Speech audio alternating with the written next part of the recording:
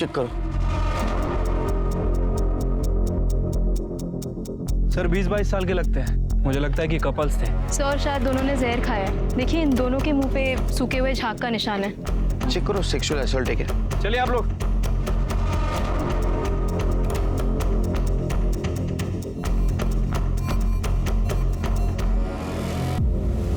Sir undergarment और private body parts check किए। मरने से पहले लाश के साथ सेक्स हुआ है। सेक्स है रेप? सर एग्जैक्टली बता पाना मुश्किल है। ऐसे जगह अक्सर ये कपल्स ये सब कुछ करने आते हैं। मेकआउट हुआ होगा, बाद में सुसाइड कर लिया। क्या ऐसा भी हो सकता है सिर के? ये सुनसान जगह पे इसके साथ किसी ने रेप किया और सदमे में आके दोनों ने जान दी। लेकिन ये अभी बताना मुश्किल है। सर बॉडी चेक करो, कुछ मिलता है क्या देखो।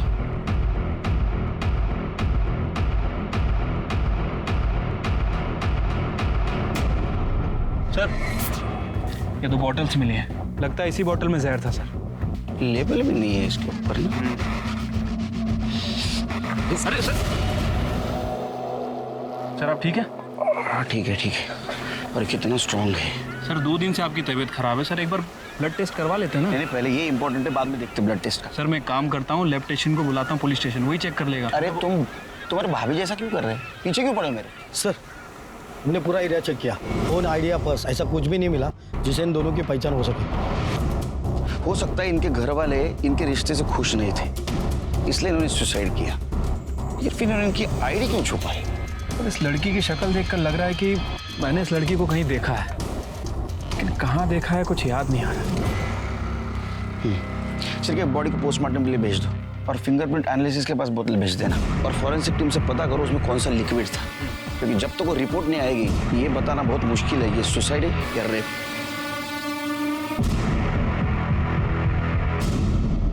पुलिस को संदिग्ध हालत में मिले इस जोड़े की कहानी आखिर क्या थी? पीएसआई को ऐसा क्यों लग रहा था कि चेहरा देखा हुआ है? क्या वो वाकई से व्यक्तिगत तौर पर जानता था या फिर ये कोई मशहूर चेहरा था, कोई जानी मानी शक्ल थी? पुलिस पूरी ईमानदारी के साथ इस केस को हल करने में जुट गई, बिना इस आभास के कि इस केस का सच कितना खतरनाक साबित होने वाला था। समंदर किनारे मुर्दा पाए गए इस जोड़े की शिनाख्त फिलहाल पुलिस नहीं कर पाई है।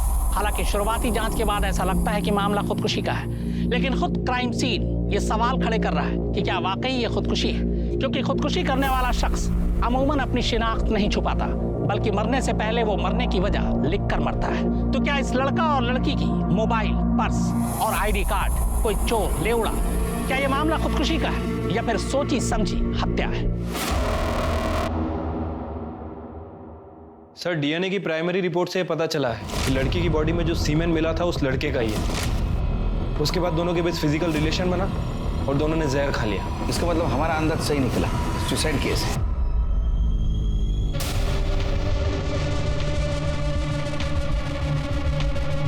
हेलो, दे दिया सैंपल ब्लड का। अभी खुश चिरके? सर याद आ गया उस लड़की को कहाँ देखा मैंने। सर ये देखिए, इस लड़की को मैंने एड फिल्म में देखा था। मैंने अपनी बेटी को मजबूर बनने की नहीं बल्कि कामयाब बनने की सीख दी है। उसे पढ़ाया लिखाया ताकि वो जो चाहे वो बन सके। आज मेरी बेटी डॉक्टर बन चुकी है, इसलिए आप भी अपनी बच्चियों को पढ़ाइए लिखाइए, उनका भविष्य उज्जवल बनाइए। सर कब से सोच रहा था इस लड़की को कहाँ देखा। अभी वो ब्लड सैंपल ले रहा था तब मुझे याद आया। सिर्फ आपकी मेमोरी बहुत शार्प है। लड़की तो वही है, अबे किन्नर कौन है पता करो और उसे बुलाओ इस लड़की की पहचान के लिए। ठीक है सर।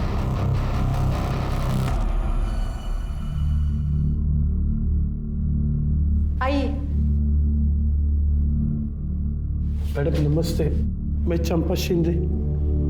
आप मेरे को इधर काहे को बुलाई?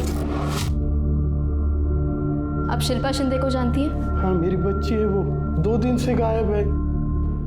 मैं पुलिस स्टेशन में रिपोर्ट भी लिखाई। आइए दिखाइए। शिल्पा मेरी बच्ची! मैडम कैसे हुआ ये सब? कौन मारा इसे? अभी कुछ कह नहीं सकते। शिल्पा के साथ जिस लड़के की बॉडी मिली है, इन दोनों ने जहर खा के आत्महत्या की है। मेरी बेटी जहर नहीं खा सकती, वो कभी भी आत्महत्या नहीं कर सकती। दूसरी बॉडी दिखाइए।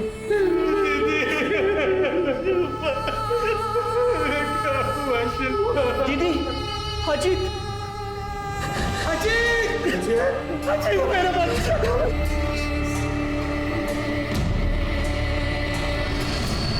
साहब, मेरी बेटी शिल्पा ने आत्महत्या नहीं की है, उसे मारा गया है, मर्डर हुआ है उसका। देखो, उसने जहर खाया था और बाकी सब रिपोर्ट खाया नहीं साहब, उसे खिलाया गया है। मेरी बेटी बहुत हिम्मत वाली थी साहब, वो कभी भी अपनी जान नहीं ले सकती। शिल्पा की माँ धंधा करती थी, वो एड्स से मर गई। बेचारी शिल्पा तब 3 साल की थी, तब मैं उसको सहारा दी साहब, उसकी जिंदगी नरक होने से बचा ली। लेकिन एक बात बोलूं साहब, ये जो नॉर्मल लोगों की दुनिया है ना साहब, वो बहुत गंदी है। इस दुनिया से मैं शिल्पा को नहीं बचा पाई। वो जिधर भी जाती थी ना, स्कूल में, कॉलेज में, आस पड़ोस में, तो सब लोग उसको किन्नर की बेटी बोल के चिढ़ाते थे। मैं अभी स्कूल कभी नहीं जाऊंगी, कभी नहीं। स्कूल नहीं जाएगी? घर में चुप के बैठेगी? क्यों? कुछ गलत की क्या तू? नहीं ना? तो डरना नहीं। चंपा शिंदे की बच्ची है तू, खड़ी होकर दुनिया से लड़ना सीख, वरना ये दुनिया तुझे जीने नहीं देगी। अब रोना बंद कर मेरी अच्छी बच्ची। धीरे धीरे उसमें हिम्मत आती गई। जब भी शिल्पा कॉलेज जाती थी ना साहब, तभी उसको यही सब सुनना पड़ता था, लेकिन अब वो लड़ना और पलट के जवाब देना सीख गई थी। अच्छा शिल्पा, तेरी तो वो बात सच हो गई यार कि मेरी माँ भी एक है, मेरा बाप भी एक है। हो गया तुम लोगों का। लेकिन एक बात बता दूं, मुझे मेरे पेरेंट्स पे बहुत गर्व है। बताऊं क्यों? क्योंकि उसने मुझे तमीज सिखाई, इंसान को इंसान समझना सिखाया, दूसरों की इज्जत करना सिखाया। वो सब सिखाया जो तुम दोनों के माँ बाप भी तुमको नहीं सिखा पाए। इसलिए तू अपने घटिया बिहेवियर से यहाँ पर इतनी देर से नमूना पेश कर रहा है। उठ, अरे उठना। और एक दिन उसे उसके सपनों का राजकुमार मिल गया, उसी के कॉलेज में, अजीत देशमुख।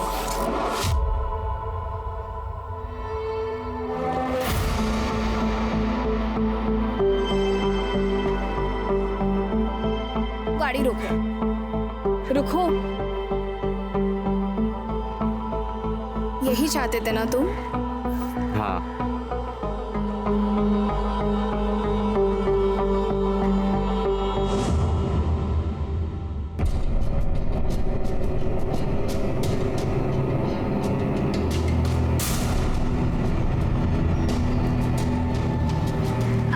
कौन था वो लड़का?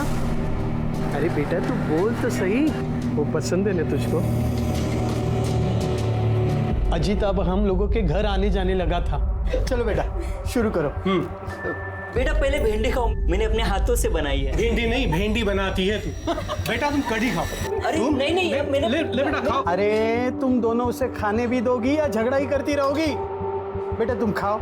सभी बहुत प्यार करते थे उसे, फरिश्ता बोलते थे, क्योंकि किन्नर की बेटी का हाथ थामने की हिम्मत दिखाई थी उसने। इस रिश्ते से सभी खुश थे, सिवाय अजीत के परिवार को छोड़ के। मैं खुद उनको समझाने को गई थी। मैं शिल्पा को खूब पढ़ाई लिखाई, उसको अच्छे संस्कार दिए। देखना, 1 नंबर की बहू बन के रहेगी वो इस घर की। पूरा देशमुख परिवार उस पर नाच करेगा। तुम बिल्कुल सही कह रही हो चंपा। तुम्हारी बेटी हमारे घर की बहू बनेगी तो हम भी तो रातों रात फ्रंट पेज की न्यूज में आ जाएंगे, रातों रात फेमस हो जाएंगे, लोग हम पे चुटकुले कसेंगे। और जब उनके बच्चे होंगे ना, तो तुम ताली पीटने और नाचने गाने आ जाना। सच में बहुत गर्व होना चाहिए हमें ऐसी बहू पर। देखिए, मैं तो भले की बात कर रही थी, बाकी आप लोग जो सही समझे वही कीजिए। लेकिन बच्चों ने शादी करने का फैसला कर लिया है, अब उन्हें कोई नहीं रोक सकता, न आप न मैं। साहब पक्का तो नहीं कह सकती कि ये सब देशमुख परिवार ने किया है, हाँ, लेकिन इतना पक्का कह सकती हूँ कि अजीत और शिल्पा ने आत्महत्या नहीं की। उन दोनों को मारा गया है साहब। उन दोनों के कातिलों को पकड़िए साहब, उसमें मेहरबानी करिए साहब, उन दोनों के कातिलों को पकड़िए। संभालिए अपने आप को, जो सच होगा वो जल्द सामने आ जाएगा। शिल्पा, चलो अजीत के इज्जतदार परिवार से मिलके आते हैं, देखते हैं उनका क्या कहना है। इसमें कहना क्या है इंस्पेक्टर साहब? आप ही बताइए, कौन एक किन्नर की बेटी को अपने घर की बहू बनाना चाहेगा? हमने अजीत को बहुत समझाने की कोशिश की, लेकिन वो सुनने को तैयार ही नहीं था। कि अजीत की दी हुई शय थी कि एक किन्नर की इतनी हिम्मत हुई क्या वो हमारे घर आके हमें समझा रहा था। तो उस किन्नर की हिम्मत हुई आपके घर आने की, लेकिन आप लोगों में बिल्कुल श्रद्धा नहीं कि अपने खोए हुए बेटे की मिसिंग कंप्लेंट करे पुलिस में जाके। सर अजीत अक्सर शिल्पा के घर जाया करता था, तो कई कई दिन वही रहा करता था, तो हमें लगा कि वो वही होगा।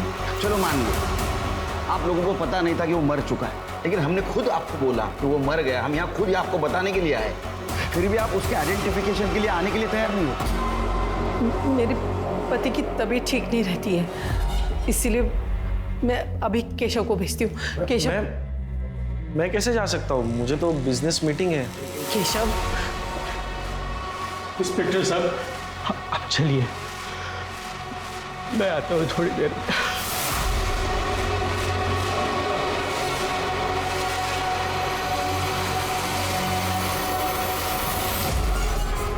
सिर के काम करो, इन सब के मोबाइल नंबर ले लो और पता करो मर्डर के दिन क्राइम सीन पे कोई था क्या। ठीक है सर।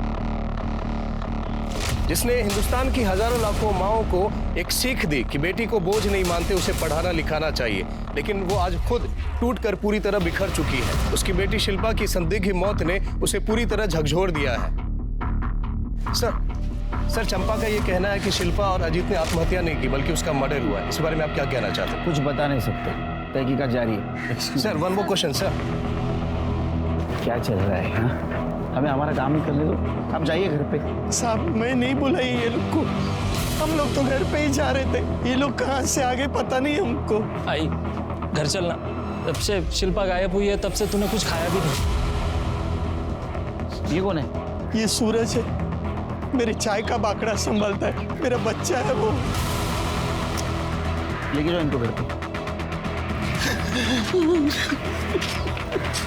जाओ तुम लोग भी जाओ, कुछ रहेगा तो बताएंगे हम। जाओ। सर अजीत के पिता यशवंत देशमुख आए थे, उन्होंने ये बात कंफर्म की है कि शिल्पा के डेड बॉडी के साथ जिस लड़के की डेड बॉडी मिली है वो अजीत देशमुख की है। इतना अजीब परिवार मैंने आज तक नहीं देखा सर। जवान बेटे की मौत हो गई, लेकिन परिवार के किसी भी सदस्य के चेहरे पर सिकन तक नहीं आई सर, यहाँ तक कि अपने बेटे की बॉडी तक देखने नहीं आए। अरे वो किन्नर के बेटी के साथ शादी करने वाला था ना, हो सकता है इस वजह से पूरा परिवार उससे नाराज हो। सर अजीत और शिल्पा की मर्डर की वजह भी हो सकती है ये। हाँ लेकिन मर्डर हुआ तो हाँ, अभी तक तो सुसाइड लग रहा है। वो अजीत के कॉल रिकॉर्ड्स में कुछ मिला? सर वैसे तो कुछ खास नहीं मिला है, हालांकि उन दोनों के फ़ोन तभी स्विच ऑफ हुए थे जब उन दोनों का मर्डर हुआ। फ़ोन रिकॉर्ड को मैंने अच्छे से चेक किया है, कुछ सस्पिशियस नहीं मिला है। वो दोनों एक दूसरे से ही बात करते थे। और फिंगरप्रिंट और फॉरेंसिक रिपोर्ट का क्या हुआ? सर फिलहाल ये दोनों रिपोर्ट नहीं आई है। शिल्पा बहुत सही लड़की थी मैडम, उसका किसी के साथ कोई पंगा नहीं था, हमेशा खुश रहती थी और लोगों को भी हमेशा खुशी रखती थी। और तू तेरे साथ कैसी थी? मैडम आप चाय पियेंगे? विलास 2 चाय। उसकी कोई ज़रूरत नहीं है, पहले बता तेरे साथ कैसी थी? मेरे साथ भी अच्छी थी मैडम, सब बात बोलती थी मेरे को। उसे फ़ोटो खिंचाने का बहुत शौक था, हमेशा मेरे को फ़ोटो निकालने के लिए बोलती थी। ये देखो ना मैडम उसकी फ़ोटो, ये जब उसने पहली बार साड़ी पहनी।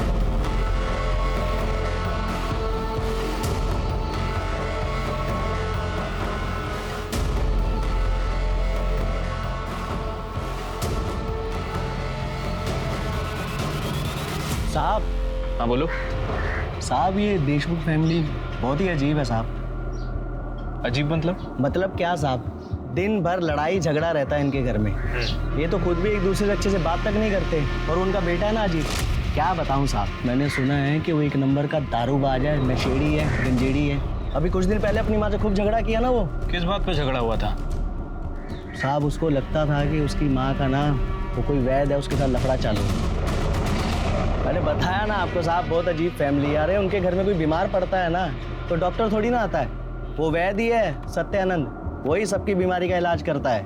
हाँ अभी थोड़े दिन पहले मैं इस्त्री करे हुए कपड़े लेके गया था मालकिन को देने के लिए, तो दरवाज़ा खुला था साहब, तब मैं अंदर देखा दोनों माँ बेटे में वैद को लेके खूब घुमा चालू था।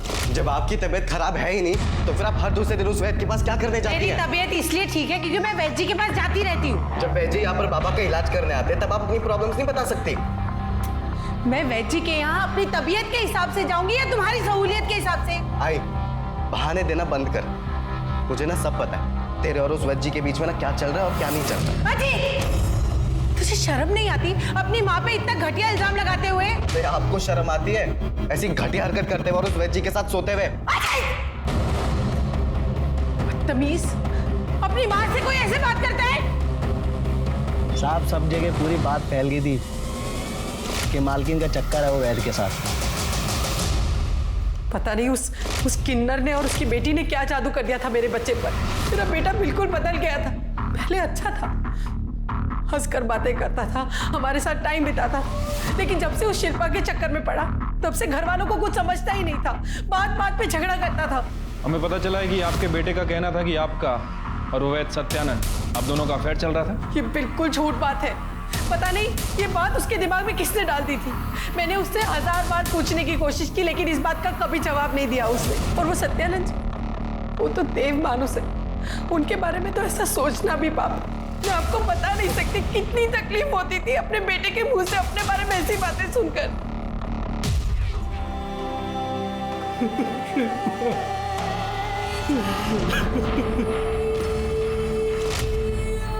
आई काकी, बिना मेकअप के भी तो बाहर जाया जा सकता है ना, पर आप लोग ये वाली बात कहाँ समझोगे? ए पोरी, ये क्या तू आप लोग लगा रखी है?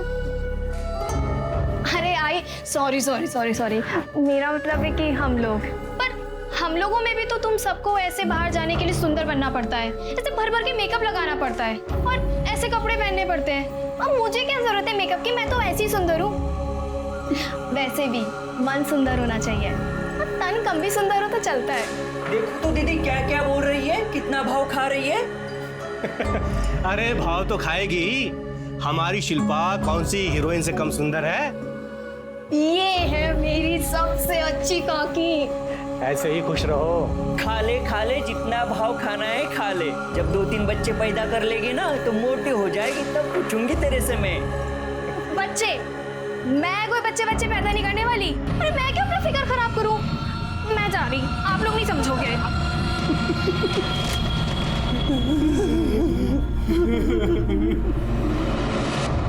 दामिनी, अगर अजीत के घर वाले और उस धोबी की माने तो अजीत एक नंबर का अय्याश लड़का था। शराब पीता था, ड्रग्स लेता था, अपनी माँ के चरित्र पर ही शक करता था। जबकि चंपा और बाकी लोगों की माने तो अजीत एक नंबर का परफेक्ट लड़का था। समझ नहीं आ रहा आखिर इस अजीत की सच्चाई क्या है। सो ये भी तो हो सकता है कि इन लोगों में से कोई अजीत के बारे में झूठ बोल रहा हो। मैडम, ये पीएम रिपोर्ट। सर, इस डिटेल पोस्टमार्टम रिपोर्ट से ये बात कंफर्म हो रही है कि शिल्पा के साथ मर्डर से पहले रेप हुआ है।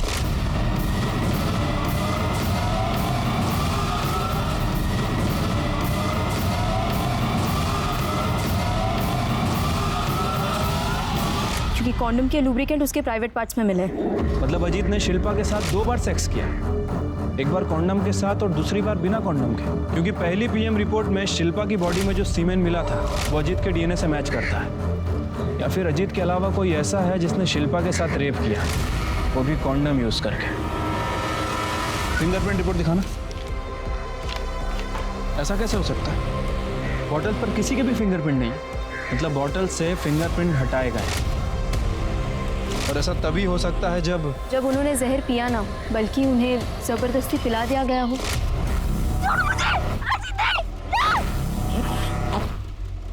और बॉटल पे से फिंगरप्रिंट्स भी जानबूझ के हटा दिए गए हो। इसका मतलब दामिनी ये सुसाइड केस नहीं है, बल्कि मर्डर केस है, डबल मर्डर केस।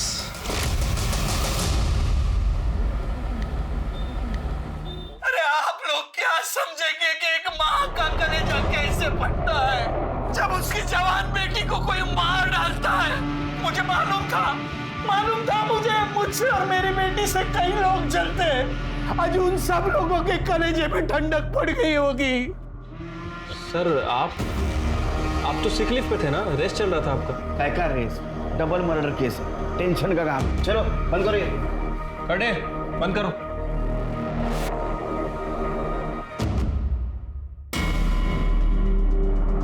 मर्डर ने सबसे बड़ी गलती ये की कि जबरदस्ती जहर पिलाने के बाद बोतल से अपने उंगलियों के निशान मिटा दिए। क्या ऐसा तो नहीं कि 21 फरवरी को अजीत और शिल्पा दोनों 8 से 9 के बीच मिले, उनमें फिजिकल रिलेशन डेवलप हुआ और उस वक्त वहां कोई आया, या तो पहले से वहां कोई मौजूद था, या तो प्लानिंग से या तो रैंडमली।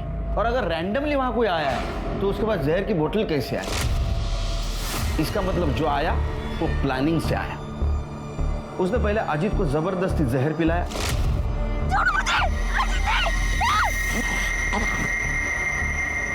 अजीत के ऊपर जहर का असर होने के बाद वो शिल्पा के पास आया। शिल्पा ने बचने की कोशिश की हो, लेकिन वो सामने वाला उससे ज्यादा ताकतवर हो सकता है, या तो एक नहीं एक से ज्यादा हो सकते हैं। उसके बाद में उसने शिल्पा के साथ रेप किया। और अजीत के बारे में हमारे पास दोनों तरफ की इंफॉर्मेशन क्यों आ रही? झूठ कौन बोल रहा है और किस लिए? क्या ऐसा तो नहीं कि इस बात का इस मर्डर से कोई कनेक्शन हो? सर यही बात तो हम दोनों के भी समझ में नहीं आ रही कि एक ही आदमी की दो छवि, एक ब्लैक और एक व्हाइट। या फिर ऐसा भी हो सकता है कि चंपा ने यह मर्डर किया, लेकिन अभी हमें दिखाने की कोशिश कर रही है अजीत बहुत अच्छा था, उसे हमें पसंद करती थी। या फिर अजीत वैसा ही था जैसा उसके घर वाले बताते हैं। सर अगर ऐसा है तो फिर शिल्पा के साथ रेप और मर्डर क्यों हुआ? और अगर वाकई ऐसा है तो इस मर्डर में देशमुख फैमिली भी इन्वॉल्व है। पर सर देशमुख फैमिली अपने ही बेटे का मर्डर क्यों करवाएगी? वो सिर्फ शिल्पा का मर्डर करके छोड़ सकते थे। जरूरी नहीं दामिनी, क्योंकि सुहासिनी और बाकी लोगों के बयान के मुताबिक अजीत से वो सब परेशान थे। ऐसा भी तो हो सकता है कि दोनों कांटे एक साथ निकाले हो, या ऐसा भी हो सकता है कि एक तरफा प्यार का मामला हो सकता है सर। चंपा का मुंह बोला बेटा सूरज, मैंने उससे पूछताछ की थी। जिस तरह से वो शिल्पा के बारे में बात कर रहा था, उसके फोन में अपनी फोटोज नहीं शिल्पा की फोटोज थी। उसके बात करने के तरीके से तो यही लग रहा था कि उसे शिल्पा पसंद थी।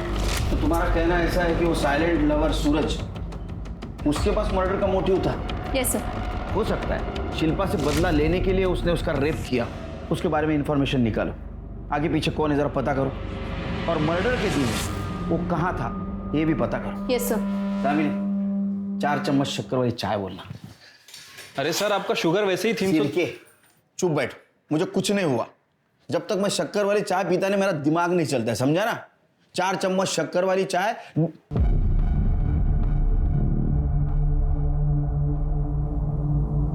मैं शक्कर वाली चाय पीता हूं, बिना शक्कर वाली चाय चाहिए मुझे। क्या देख रहे हो? जाओ।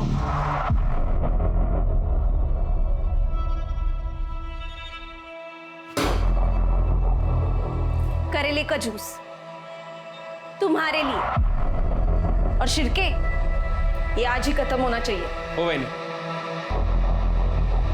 सर, दूं?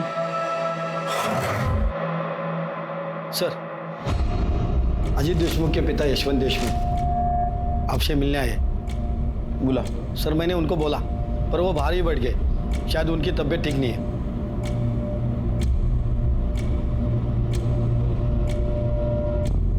कैसे हैं आप? इंस्पेक्टर साहब, मैं पूछने आया हूँ मेरे अजीत को किसने मारा? हम पता लगाने की कोशिश कर रहे हैं, जल्दी पता चल जाएगा। जल्दी पता लगाइए। मैं जानना चाहता हूँ मेरे इतने शरीफ बेटे को किसने मारा और क्यों? शरीफ, आप लोगों का तो कहना था तो अय्याश था। उसे कोई बुरी आदत नहीं थी, ईमानदार था, नेक था, सबकी इज्जत, सबकी इज्जत। हॉस्पिटल चल संभालो। मेरी बेटी का कातिल चैन से नहीं जी पाएगा, नहीं जी पाएगा वो शिल्पा। एकदम हीरोइन लग रही है तो किसी की नजर न लगे मेरे बेटी को। सही कहा आपने, शिल्पा के पास फेस के साथ साथ एक्टिंग का टैलेंट भी है। अगर ये चाहे तो इंडस्ट्री पर राज कर सकती है। अरे नहीं रे बाबा नहीं, हम लोग को जाने का ही नहीं उधर। सब भेड़िए है तुम लोग के धंधे में, मेरे को सब मालूम है। आज मेरी बेटी डॉक्टर बन चुकी है, इसलिए आप भी अपनी बच्चियों को पढ़ाइए, लिखाइए, उनका भविष्य उज्जवल बनाइए। जब उनका भविष्य उज्जवल बनेगा तो वो आगे बढ़ेगी और साथ साथ हमारा देश भी आगे बढ़ेगा। प्रेमी जोड़ा जिनकी मौत अब तक दुनिया से नाराजगी की वजह से की गई आत्महत्या लग रही थी, अब कत्ल में तब्दील हो चुकी थी। यह भी साफ हो गया था कि मर्डर से पहले शिल्पा के साथ बलात्कार किया गया था। पुलिस के पास सस्पेक्ट तो कई थे, लेकिन सबूत किसी के भी खिलाफ नहीं था। मीडिया भी इस पर अपनी नजर बनाए हुए था और तभी यशवंत को हॉस्पिटल भेजने से पुलिस को एक उम्मीद मिली। यशवंत की ब्लड रिपोर्ट में एक ऐसा सच सामने आया जिससे ये पता चला कि उसे किसी ऐसी जड़ी बूटी का सेवन करवाया जा रहा था जो धीमे जहर की तरह काम कर रही थी, जिसकी वजह से वो कमजोर था, बीमार था और मौत की तरफ बढ़ रहा था। इस जड़ी बूटी की इतनी गहरी जानकारी सिर्फ एक इंसान को हो सकती थी और वो था देशमुख परिवार का वैद्य सत्यानंद। बताओ वैद्य बुआ बताओ। सर वो दवा के नाम पे जो जड़ी बूटी मैं यशवंत को देता हूँ वो धीरे धीरे जहर का काम करती है और उसी की वजह से यशवंत बीमार रहता है। पर लेकिन ऐसी जड़ी बूटी क्यों देता था उसको? सर वो मैं अरे मैं क्या बोल। देख पढ़े लिखे इंसान पे मैं हाथ नहीं उठा था, लेकिन ये शिरके ये किसी के ऊपर भी हाथ उठा सकता है और उसने हाथ उठाया ना तो कितना भी जख्म होने दे कोई मरहम काम नहीं आएगा। बोलेगा शिरके तू बोल। नहीं सर सब बताता हूँ मैं। बोल। मेरा और सुहासिनी का अफेयर चल रहा है तो हमने तय कर लिया कि हम यशवंत को कमजोर बना देंगे, धीरे धीरे जहर देकर मार देंगे ताकि हमारा रिश्ता बना रहे और हमारे ऊपर कोई शक ना करे। अरे का म्हातार चढ़ लागला कि तुला? मतलब ये अफवाह नहीं थी, ये सच था कि तुम्हारा अफेयर चल रहा है और ये बात अजीत को पता चली। सर एक दिन मैं और सुहासिनी घर पे थे और घर में कोई नहीं था तो आई वो मेरा बैग।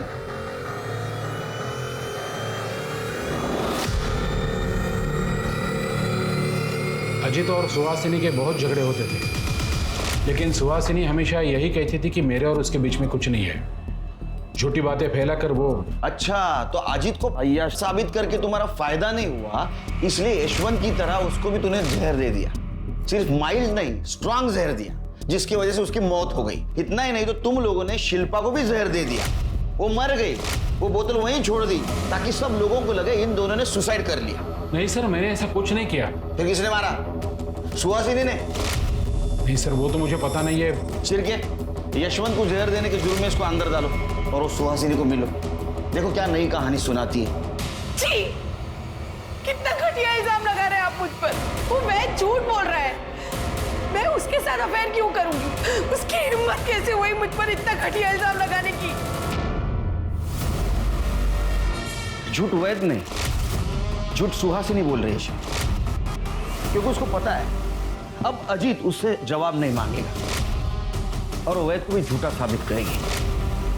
इस मर्डर में वैद ने उसकी मदद नहीं की तो किसी ने तो की होगी और उसकी फीस भी उसे देनी पड़ी होगी। एक काम करो, उसका अकाउंट चेक करो और देखो 21 फरवरी से पहले उसके अकाउंट से कुछ पैसे निकाले गए क्या।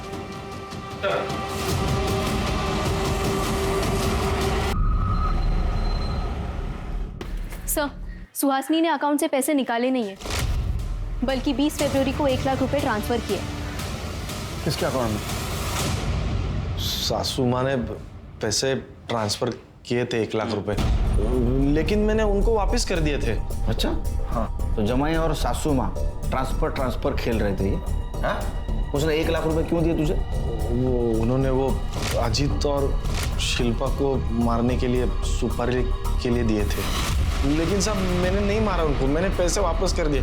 आप चाहे तो मेरा मोबाइल लोकेशन कहाँ गया था, किसको मिला था, सब चेक कर सकते हैं। मैंने कुछ नहीं किया साहब, मैंने किसी को नहीं मारा। झूठ बोल रहा है तो तूने और तेरे सासू ने सुहासिनी ने मिलकर ही मारा उन दोनों को? नहीं साहब, मैंने सही में पैसे वापस कर दिए, मैंने किसी को नहीं मारा साहब, मैंने कुछ नहीं किया। चलो मान लेते तुम सच बोल रहे हो। केशव क्यों झूठ बोल रहा है? क्योंकि वो एक नंबर का कमीना और कामचोर है, घर जवाई बनकर बैठा है। उसके खर्चे, कपड़ा, खाना पीना सबके पैसे मैं देती हूँ, इससे भी उसे शांति नहीं मिली। अब वो मुझे जेल भिजवाकर मेरी सारी जायदाद हड़पना चाहता है। सर जिस रात शिल्पा और अजीत का मर्डर हुआ था उस रात मोबाइल लोकेशन के हिसाब से सूरज अपने घर पे ही था। और केशव बर्फ? सर उसके कॉल लोकेशंस और मोबाइल रिकॉर्ड से कुछ खास पता नहीं चला। चलिए काम करो, बीच पर जहाँ शिल्पा और अजीत की बॉडी मिली पता करो उस दिन शाम से लेकर देर रात तक किसके किसके मोबाइल नंबर वहाँ एक्टिव थे और उन नंबर का इन दोनों के साथ कुछ कनेक्शन था क्या? सर ये बोतल में मिले जहर की फॉरेंसिक रिपोर्ट। अजीत और शिल्पा को जहर दिया गया था, अजीत और शिल्पा को जहर दिया गया था और वो जहर धतूरे से बनाया गया था। धतूरे से जहर बनाया जा सकता है और धतूरा मिलना आम बात है। सर वैसे धतूरा मिलता जंगल में है, लेकिन महाशिवरात्रि के दिन पे ये हर शिव मंदिर के बाहर मिलेगा, क्योंकि शिवरात्रि पे चढ़ावे में धतूरा चढ़ाने की प्रथा है। 1 मिनट, महाशिवरात्रि 21 फरवरी को महाशिवरात्रि थी। एक काम करो शिरके, जितने भी शिव मंदिर है उसके बाहर, उसके आसपास जितने भी फूल की दुकानें, वहाँ CCTV फुटेज कलेक्ट करो और देखो किसने इतने भारी मात्रा में धतूरे खरीदे। और एक बात पता करो, मुंबई या मुंबई के आसपास धतूरे के जहर से किसी को मारा गया था, ऐसा केस आया है क्या? हो सकता है देशमुख परिवार का वैद्य और ये चंपा की बिरादरी वाले ये जरूर जानते होंगे कि धतूरे से जहर कैसा बना जा सकता है। दामी तुम एक काम करो, चंपा से जुड़े हुए सारे लोगों की पूछताछ करो। Yes sir. सूरज के बैकग्राउंड का कुछ पता चला? कुछ खास नहीं सर, बस इतना ही पता चला है कि सूरज के आगे पीछे कोई नहीं है। चंपा ही उसके लिए सब कुछ है। इनफैक्ट चंपा के साथ वो कई सालों से है। नजर रखो उस पर, हो सकता है ऐसा कुछ हो जो हमारे नजर में नहीं आया। ठीक है सर।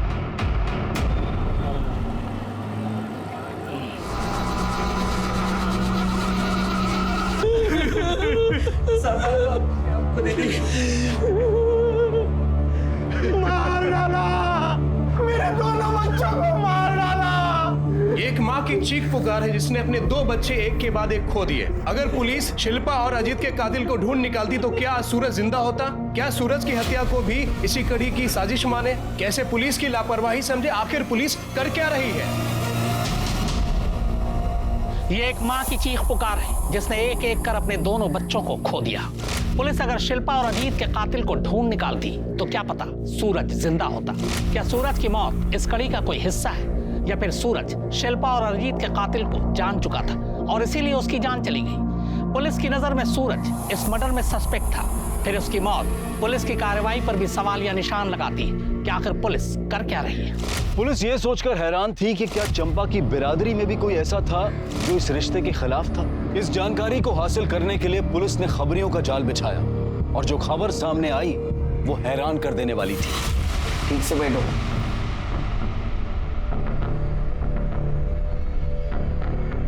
तुम अजीत और शिल्पा के रिश्ते के खिलाफ थी, फिर भी तुमने उन्हें आशीर्वाद दिया था, ऐसा चंपा ने कहा।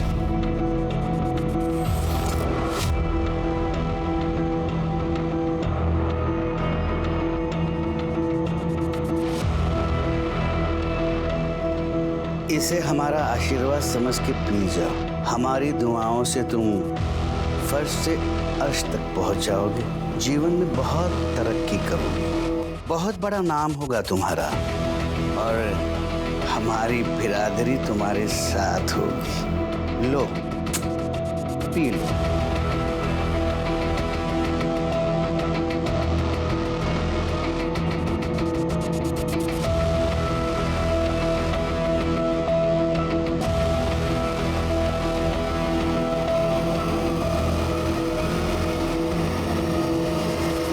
हाँ साहब, हमने इस रिश्ते की मंजूरी के लिए खाली एक ही शर्त रखी थी। कौन सी शर्त? शर्त यह है कि शिल्पा और अजीत उनका पहला लड़का हमें सौंपेंगे और फिर हम उस बच्चे को किन्नर बनाएंगे और हमारी बिरादरी में शामिल कर देंगे। ये कैसी शर्त है? हम ऐसी कोई शर्त पर नहीं मानने वाले आपकी। और आपने ऐसे सोच भी कैसे लिया कि हमारा बच्चा?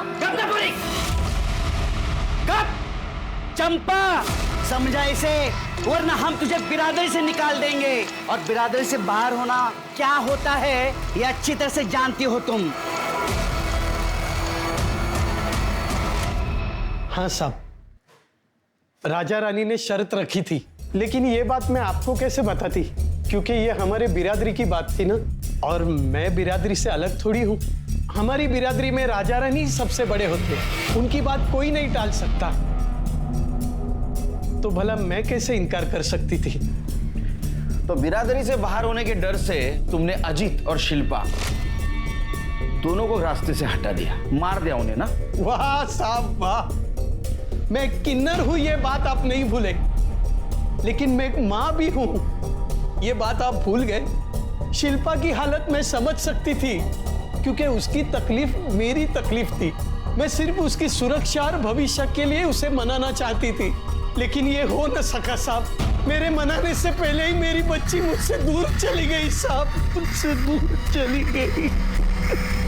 खाली चंपा दीदी ही नहीं, हम सब भी शिल्पा को समझाने की बहुत कोशिश कर रहे थे, क्योंकि वो हम सब की बेटी थी।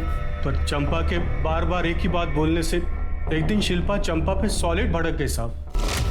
शिल्पा, मैंने तुम्हें पाल पोस के इतना बड़ा किया, क्या तुम मेरे लिए इतना भी नहीं कर सकती बेटा? इसी दिन के लिए पाला था मुझे कि एक दिन अपनी किन्नरों की बिरादरी बढ़ाने के लिए मेरे बच्चे की बलि चढ़ाओगी। आई, तूने पाल पोस के बड़ा किया, लेकिन ये याद रख कि मेरे वजह से तुझे इतना नाम मिला। एक्ट फिल्म करती है ना, 36 जगह इंटरव्यू देती है जाके, तो उसी टीवी पे जाके बोलना कि अपनी बेटी का बच्चा छीनकर उसे किडनैप बनाना चाहती है। फिर देख क्या होता है तेरे नाम और तेरी शौहरत के साथ। सर, मैंने 21 फरवरी की सारी सीसीटीवी फुटेजेस चेक की है। सर ये देखिए, वर्तक नगर के शिव मंदिर के बाहर के सीसीटीवी फुटेज में क्या मिला। दामिनी, तुमने 2 दिन पहले एक पेपर कटिंग फाइल में लगाई थी, उसको लेके आओ। सही देखो।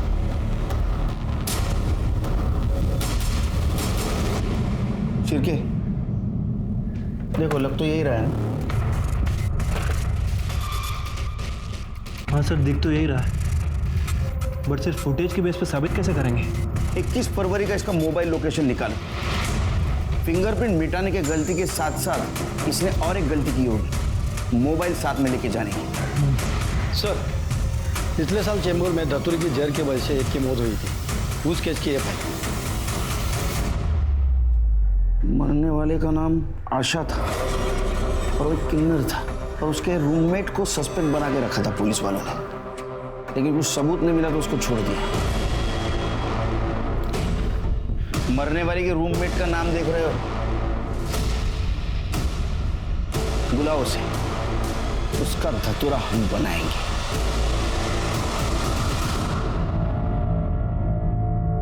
अरे क्या साहब, आप खाली फुकट मेरे को तकलीफ दे रहे हो। अरे मैंने कुछ नहीं की, माना कि आशा धतूरे का जहर खा के मर गई, वो मेरे साथ रहती थी ना, तो इसीलिए चेंबूर पुलिस मेरे को उठा के ले गई। पर साहब मैंने कुछ नहीं की थी, इसलिए वो लोग मेरे को छोड़ दिए। मतलब कल को कोई धतूरे का बीज खा के मरेगा तो आप लोग मेरे को उठाओगे, मेरे को फंसाओगे। बहुत लॉजिकल बात कर रही है ये ना, लेकिन हमारे पास एक नहीं बहुत सारे सबूत हैं, वो भी लॉजिक के साथ। नंबर 1, वर्तक नगर में जो शिव मंदिर है उसके बाहर का सीसीटीवी फुटेज। चिरकी दिखाओ जरा।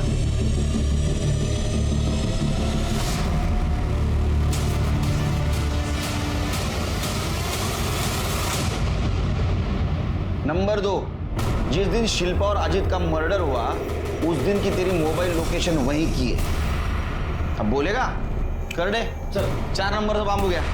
साहब मैं सब सच बताती, मेरे को मालूम था शिल्पा और अजीत गुपचुप किधर मिलते हैं। मैं गई उधर, मैंने मदद ली और दोनों को मार दिया। किसकी मदद ली?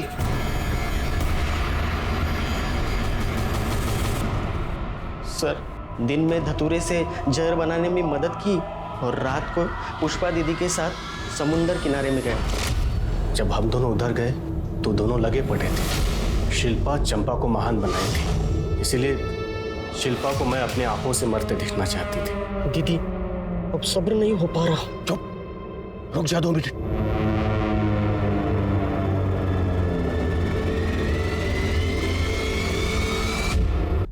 चंपा से बहुत जलन होती थी। धंधे वाली का बच्चा क्या पाल लिया उसने, सारी मीडिया उसके पीछे हो गई। मैं सोचती थी अच्छा अब तूने बच्ची पाली है ना तो लगन करके दिखा, पर शिल्पा को अजीत जैसा भला मानुस हो गया। राजा रानी आशीर्वाद दे दिए। उसे बहुत तकलीफ होती थी ये सब देख के। सूरज को क्यों मारा? वो मैं टीवी पे प्रोग्राम देख रही थी, चंपा का कोस रही थी उसको। ऐसा इसमें क्या है, मैं यहाँ ऐसे चढ़ रही है, एक दिन तेरे को भी मैं शिल्पा की तरह मारूंगी।